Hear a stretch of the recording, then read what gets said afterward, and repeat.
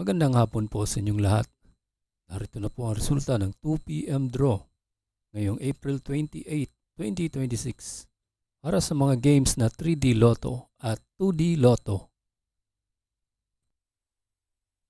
Kung bago ka pa lang sa aking channel, pwede kang mag-like, share, at subscribe para updated kayo sa mga PCSO lottery results araw-araw. Para sa 2 p.m. draw ng 2D Lotto,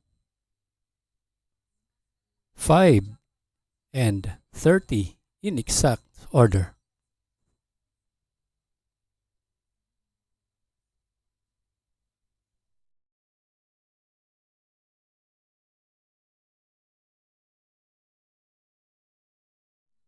Para sa 2 p.m. draw ng 3D Lotto,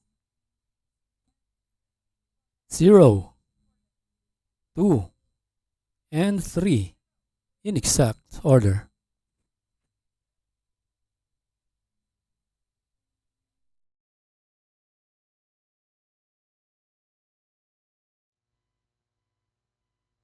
Salamat po sa panonood ng Lotto Results Today by Mr. Wi-Fi. Good luck at maglaro ng responsable.